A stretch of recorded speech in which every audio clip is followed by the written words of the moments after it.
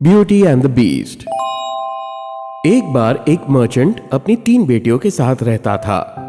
अच्छा तो बेटियों, मैं बाजार जा रहा हूँ, बोलो क्या चाहिए तुम्हें? ओ पापा, मेरे लिए एक सुंदर सा ड्रेस और मेरे लिए एक प्यारा सा हार। और तुम्हें क्या चाहिए ब्यूटी, मेरी बच्ची? पापा, मुझे बहुत खुशी होगी अगर आप मेरे लिए एक रेड रोज ला दें। तो मर्चेंट बाजार के लिए निकल गया और काम खत्म करने के बाद उसने अपनी 2 बेटियों के लिए ड्रेस और हार ले लिए। मेरा काम और खरीदारी पूरी हो गई। अब घर जाने का वक्त आ गया। काफी देर हो गई है। अब रेड रोज मैं रास्ते में ले लूंगा। मर्चेंट थोड़ी ही दूर पहुंचा था कि अचानक बिजली कड़कने लगी और तेज बारिश भी शुरू हो गई। ओह, बारिश बहुत तेज हो रही है। अब मैं घर कैसे पहुंचूंगा? रुकने के लिए कोई जगह भी नहीं दिख रही। तभी मर्चेंट को कुछ दिखा। पास जाने पे वो एक आलीशान महल निकला।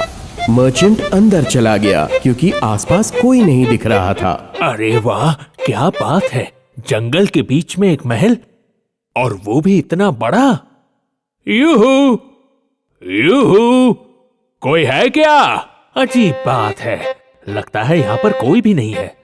इसके मालिक को मेरे खाने से बुरा तो नहीं लगेगा ना? मर्चेंट ने पेट भर के खाया और फिर आराम करने के लिए कमरे में चला गया। ये महल तो वाकई में बहुत सुंदर है और क्या शानदार बेड है, बिल्कुल वैसा जैसा मुझे पसंद है।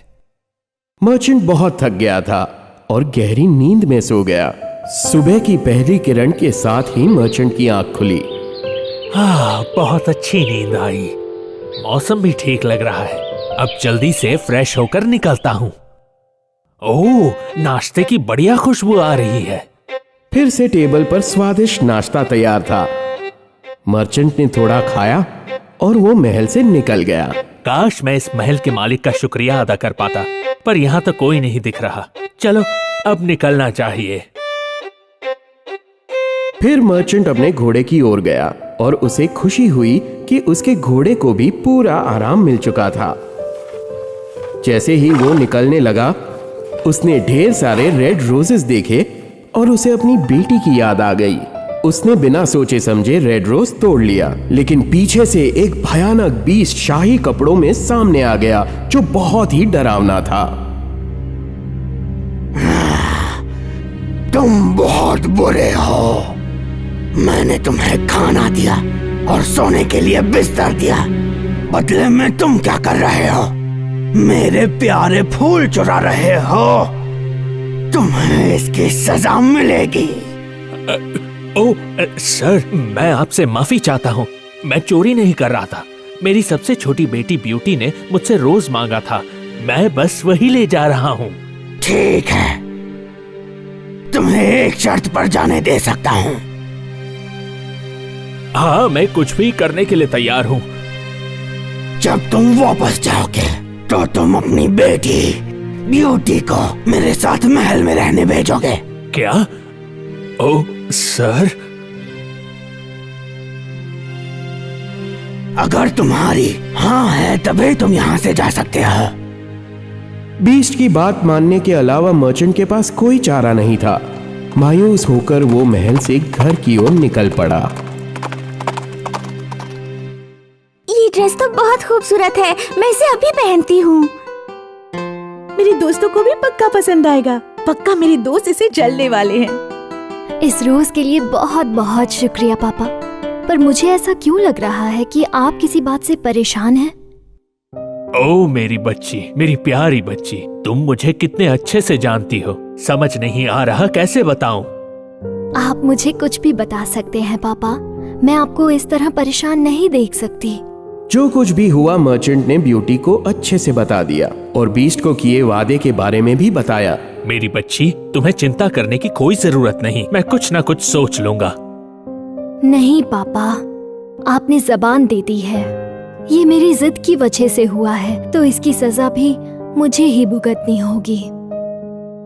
मायूस होकर मर्चेंट और उसकी बेटी बीस्ट के महल के लिए निकल पड़े। बीस्ट को देखकर ब्यूटी पहले तो डर गई, लेकिन बीस्ट ने उसका इतना ध्यान रखा कि धीरे धीरे ब्यूटी का डर निकल गया। बीस्ट बहुत ज्यादा अजीब है और देखने में बहुत डरावना भी है, लेकिन उसने मेरा इतना ध्यान रखा है। उसका दिल सच में बहुत साफ है। वक्त निकलता गया।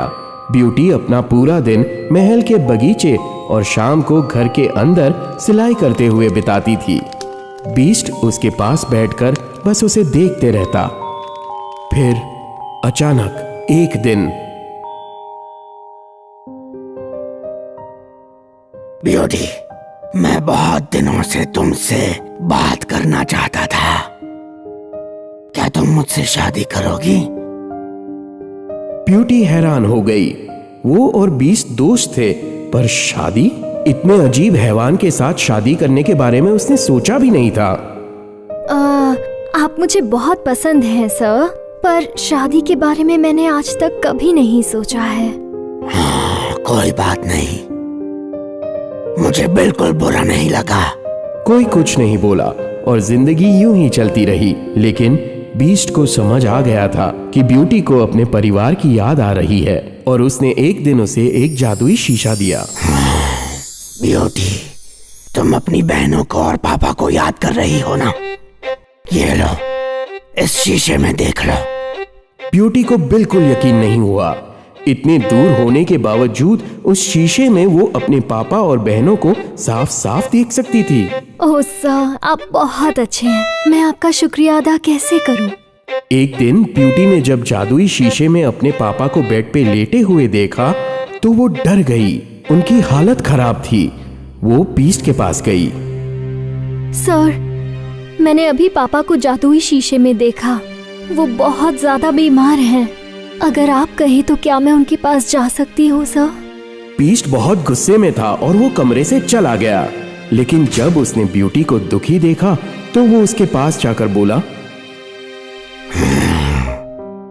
ठीक है ब्यूटी, तुम अपने पापा के पास जा सकती हो, लेकिन एक शर्त पर।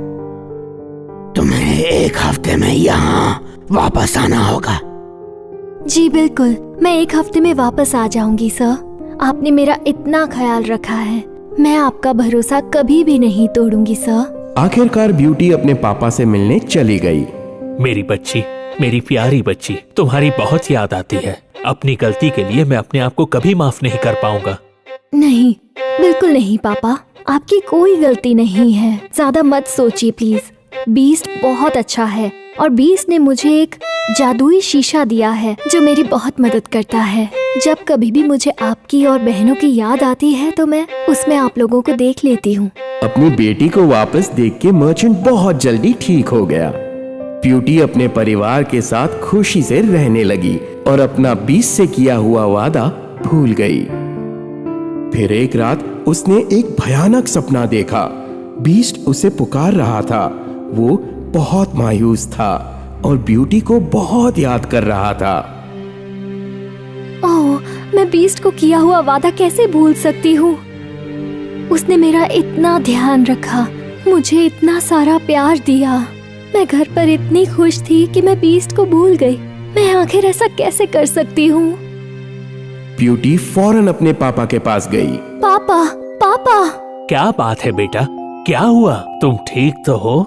मुझे इसी वक्त निकलना होगा पापा। मैंने अभी अभी सपने में बीस्ट को देखा। वो मुझे याद कर रहा था और पता नहीं क्यों वो बहुत दुखी लग रहा था। पापा, मुझे जाना ही होगा। अगर बीस्ट को कुछ भी हुआ तो मैं अपने आप को कभी भी माफ नहीं कर पाऊंगी। हाँ बेटा, तुम्हें जरूर जाना चाहिए, पर क्या सुबह तक नहीं रुक सकती? नहीं पापा, तब तक तो बहुत देर हो जाएगी। बीस्ट को मेरी बहुत जरूरत है। मुझे अभी इसी वक्त जाना होगा पापा। जल्द ही ब्यूटी तैयार हुई और अपने पापा के साथ घोड़े पर बीस्ट के महल के लिए निकल पड़ी। लेकिन उसे बीस्ट कहीं भी दिखाई नहीं दिया। लगता है मैंने देर कर दी। अगर बीस्ट को कुछ हुआ तो उसकी जिम्मेदार सिर्फ मैं होंगी। उससे दूर रहने के बाद ही मुझे पता चला कि वो कितना अच्छा है। ओह, अब मैं उसे कहाँ ढूंढूं? अचानक बगीचे से ब्यूटी को एक आवाज सुनाई दी। वो तुरंत भागी। वहां सुंदर फूलों के बीच बीस्ट लेटा था। ब्यूटी उसके पास बैठ गई और ब्यूटी की आंखों से आंसू आने लगे। मुझे माफ कर दो, मैंने अपना वादा तोड़ दिया। मैंने ये जानबूझकर नहीं किया। मुझसे बहुत बड़ी गलती हो गई। अपनी आंखें खोलो प्लीज। मैं तुमसे शादी करना चाहती हूँ, प्लीज उठ जाओ। अचानक ब्यूटी के ऐसा बोलने पे मानो कुछ जादू सा हो गया। जैसे ही ब्यूटी ने शादी के लिए हाँ बोला, बीस्ट एक सुंदर और जवान आदमी में बदल गया। क्या ये क्या हो रहा है? तुम कौन हो? ब्यूटी, दरअसल बात यह है कि मैं एक राजकुमार हूँ, इस महल का राजकुमार। एक डायन ने मुझे श्राप दिया था और उसी की वजह से मैं बीस्ट बन गया था। ब्यूटी, मैं जैसा था, अगर कोई मुझसे वैसे ही शादी करने के लिए तैयार होता तो ही मैं ठीक हो सकता था। मैंने जैसे ही तुम्हें देखा वैसे ही तुमसे प्यार हो गया था। तुम शक्ल से ही नहीं, दिल से भी ब्यूटी हो। मुझे डर था कि तुम वापस लौटकर कभी नहीं आओगी। ब्यूटी, क्या तुम मुझसे शादी करोगी? मुझे तो ये सपना लग रहा है। क्या ये सब सच है? ये कोई सपना नहीं है ब्यूटी, मैं राजकुमार हूँ और अब तुम बनोगी मेरी और इस महल की होने वाली रानी। चलो तुम्हारे पापा को बताते हैं। मैं जानता हूँ वो तुम्हें यहाँ भेजकर बहुत दुखी हुए, पर अब जब उन्हें सच पता चलेगा वो सब कुछ भूलकर मुझे माफ कर देंगे। उस दिन के बाद ब्यूटी अपने राजकुमार के साथ हमेशा हमेशा के लिए खुश रही। Sleeping beauty. बहुत साल पहले एक दयालु और प्रतापी राजा बड़े से राज्य पे राज करता था। राजा और रानी को बस एक ही चीज की कमी थी, एक औलाद की। पर फिर भगवान ने उनकी सुन ली और उनके घर एक सुंदर लड़की का जन्म हुआ। मैं आज बहुत खुश हूँ। ये बच्ची कितनी प्यारी है। आज मेरी जिंदगी का सबसे बड़ा दिन है। आपने सही कहा। हमें एक दावत देनी चाहिए और उसमें सभी को बुलाना चाहिए। मैं हम दोनों की इस खुशी को सबके साथ बांटना चाहती हूँ। राजा ने सैनिकों द्वारा सारा आयोजन करवाया और सभी को न्योता भेजा कि वो आकर राजकुमारी को आशीर्वाद दे। सारी परियों को भी आमंत्रित किया गया था, पर सैनिकों द्वारा एक परी छूट गई जो जंगलों में रहती थी, जो बहुत ही बुरी और चालाक परी थी। दावत पर सारी परियां राजकुमारी को आशीर्वाद देने आई। तुम सबसे सुंदर दिखोगी। मैं राजकुमारी को आशीर्वाद देती हूँ कि वो दयालु और नेक दिल बनेगी। अचानक वो बुरी परी महारानी के सामने आई। तुमने मुझे न्योता नहीं दिया, अब इसका खामियाजा भुगतो। सब परियों ने इसे आशीर्वाद दिया, लेकिन मैं इसे श्राप दूंगी। जब ये 16 साल की होगी तो चरखे में इसकी उंगली फंसेगी और ये गहरी नींद में सो जाएगी। अरे नहीं नहीं नहीं नहीं, आपको दावत में नहीं बुलाने के लिए आपसे माफी चाहती हूँ। प्लीज प्लीज हमें माफ कर दीजिए। इतने सालों बाद हमारे घर में एक बच्ची पैदा हुई है। हमारी खुशियाँ हमसे मत छीनिए। अपना श्राप वापस ले लीजिए। मैं आपसे विनती करती हूँ। अब तुमने गलती की है तो सजा तो मिलेगी ही। ऐसा कहकर वो बुरी परी वहां से चली गई और सब खामोश हो गए। ओ, ये क्या किया? वो परी कहलाने के लायक नहीं है। मेरी नजर में वो बहुत बुरी है। मुझे नहीं लगता मैं इस श्राप को झेल पाऊंगी। मेरी प्यारी परियों, क्या आप इस श्राप को तोड़ के मेरी बच्ची को बचा नहीं सकती? सारी परियों ने मिलकर इस मुसीबत का हल सोचा और थोड़ी देर बाद वो रानी माँ के पास गई। महारानी साहिबा, हम उस बुरी परी के श्राप को नहीं तोड़ सकते, लेकिन एक तरीका है जिससे राजकुमारी को कुछ नहीं होगा, पर वो 100 साल के लिए गहरी नींद में सो जाएगी। फिर एक सुंदर राजकुमार उन्हें उठाने आएगा। पर तब तक हम सब नहीं बचेंगे और जब तक वो जागेगी तब वो किसी को पहचान नहीं पाएगी। ओह, हम अपनी बेटी को बड़ा होते कैसे देख पाएंगे? एक बार फिर सारी परियों ने मिलकर इस मुसीबत का हल खोजा और थोड़ी देर बाद वो फिर हल लेकर रानी माँ के पास गई। महारानी साहिबा, हमने इस बारे में बहुत सोचा है। जब राजकुमारी सो जाएगी तब महल का हर इंसान भी सो जाएगा, और जब वो जाग जाएगी तब पूरा महल उसके साथ उठेगा और इस तरह वो सबको पहचान पाएगी। इस मुसीबत के बारे में और कोई कुछ भी नहीं कर सकता था और सभी लोग काफी दुखी थे। सब लोग सुनो, कल सुबह होते ही हमारे राज्य के सभी चरखों को नष्ट कर देना। एक भी चरखा बचना नहीं चाहिए। अगले ही दिन राजा के सैनिक राज्य के सारे चरखे ढूंढ तोड़कर जलाने लगे, लेकिन महल के अंदर ही एक छोटे से कमरे में पड़े धूल से भरे चरखे को वो ढूंढ नहीं पाए। कई साल बीत गए और राजकुमारी एक सुंदर और दयालु लड़की बनी। महल में सभी उसे बहुत प्यार करते थे। वो सारा दिन महल के अंदर और महल के बाहर बगीचे में घूमती रहती और फिर वो 16 साल की हो गई।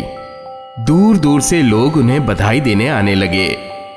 मैं बहुत ही खुश नसीब हूँ कि अपनी बेटी को एक सुंदर और सुशील लड़की बनते हुए देख पाई, लेकिन अब मुझे उस बुरी परी का श्राप दिन रात सताने लगा है।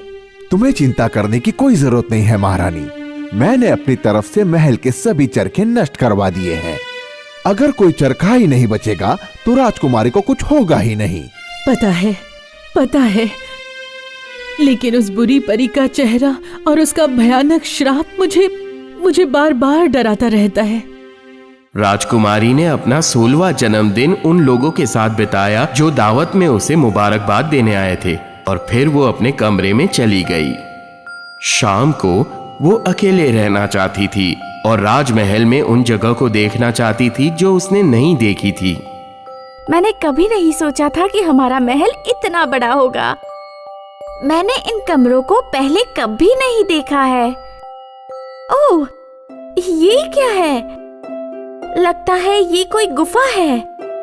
देखो तो ये किस ओर जाती है। राजकुमारी को बहुत बेचैनी हुई और वो उस गुफा में चली गई जो उस कमरे तक जा रही थी जिसमें सारी पुरानी चीजें पड़ी थी। मुझे महल के इस पुराने कमरे के बारे में कोई जानकारी नहीं थी। ओह, उस कोने से रोशनी और अजीब सी आवाज आ रही है। ये क्या हो सकता है? और राजकुमारी उस रोशनी और आवाज की ओर चल पड़ी। जब वो नजदीक पहुंची तो उसने देखा कि वहां एक बूढ़ी औरत एक लकड़ी पर ऊन का धागा लपेट रही थी। राजकुमारी को यह नहीं पता था कि वो चरखा है, क्योंकि उसके पिताजी ने सारे चरखों को तुड़वा दिया था। उसने कभी चरखा नहीं देखा था और वो बूढ़ी औरत जो ऊन लपेट रही थी वही बुरी परी थी जिसने राजकुमारी को श्राप दिया था। वो किसी तरह राजमहल में घुसकर अपने जादू से राजकुमारी को उस पुराने कमरे की ओर आकर्षित कर लिया। हेलो, मैंने आपको इस महल में पहले कभी नहीं देखा। आप यहाँ क्या कर रही हैं? चरखा चला रही हूँ, देख नहीं सकती।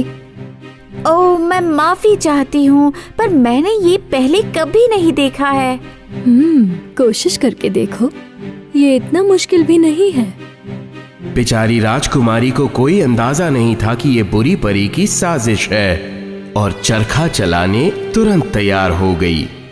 और फिर उस बुरी परी के श्राप के मुताबिक उसे सुई चुभ गई और तुरंत वो गहरी नींद में सो गई।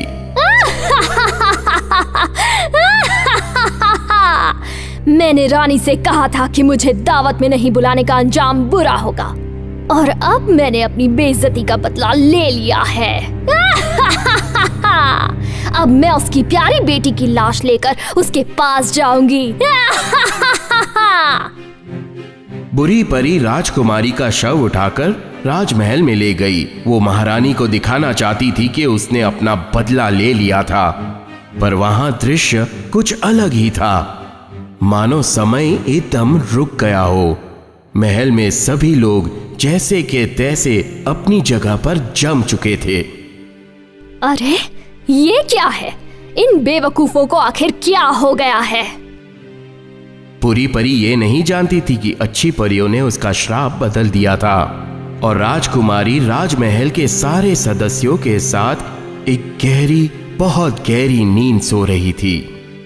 मेरा बदला पूरा हुआ, लेकिन अगर मैं रानी का उदास चेहरा देख पाती तो मुझे और खुशी होती। लेकिन कोई बात नहीं, अब मुझे लौट जाना चाहिए। बुरी परी राजमहल छोड़कर चली गई। वो नहीं जानती थी कि राजकुमारी जिंदा है। 100 साल बीत गए और राजमहल के सारे लोग मानो बर्फ में जम चुके थे। पर राजमहल के खूबसूरत बगीचे जंगली पेड़ पौधों से भरकर अब एक जंगल जैसे लग रहे थे। और तो और उस जंगल के पीछे राजमहल पूरी तरह ढक चुका था। फिर एक दिन पड़ोस के राज्य के एक राजकुमार वहां आए। वो काफी दिलेर थे और जंगलों में जाना उनको मनोरंजक लगता था।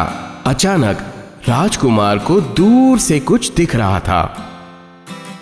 वाह, लाजवाब! ये क्या हो सकता है? ये तो महल का गुंबद है, लेकिन इस घने जंगल में ये महल किसका हो सकता है? मुझे पता करना ही होगा। राजकुमार अपनी तलवार से सारी झाड़ियों और पेड़ों को काटते हुए आगे बढ़े। उनके पैर पुरानी टहनियों को कुचलते हुए राजमहल तक पहुंचे। मुझे विश्वास नहीं हो रहा, एक महल, वो भी घने जंगल के बीच में। क्या यहाँ पर कोई है? मुझे नहीं लगता यहाँ पर कोई होगा।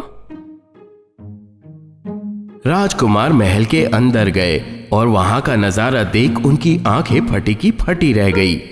क्या ये सच है? शायद एक सपना है। आउच!